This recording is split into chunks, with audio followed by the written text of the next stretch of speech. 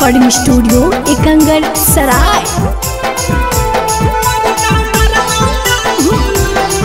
Presented by Kriska films. घरवा भूलई है दुआरवा भूलई है नगरवा भूलई है।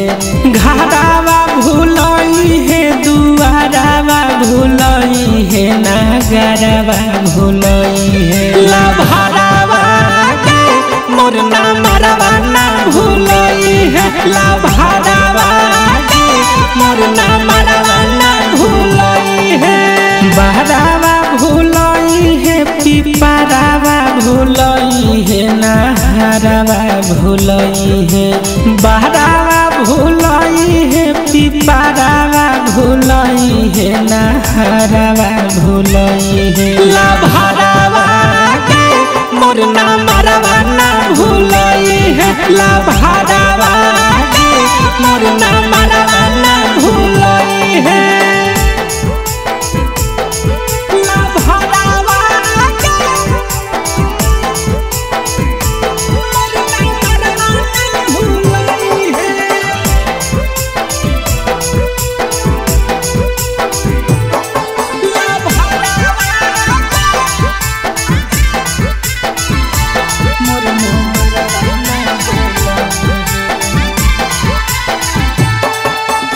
भले चली जइहे अपन पियावा दुआर गे।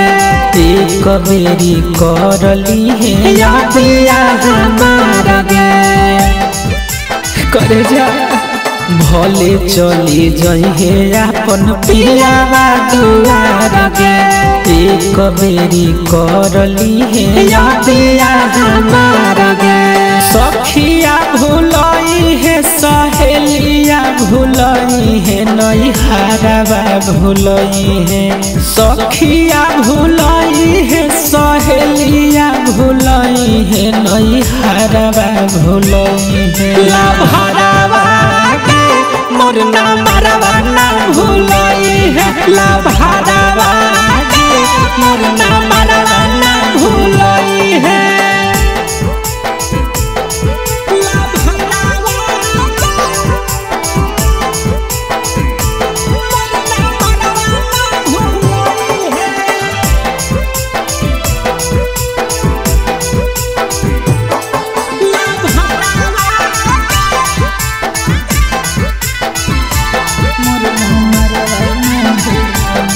क्रिस्का रिकॉर्डिंग स्टूडियो एकंगर सराय। करमीना फोनावा तो लगतई ना मनावा।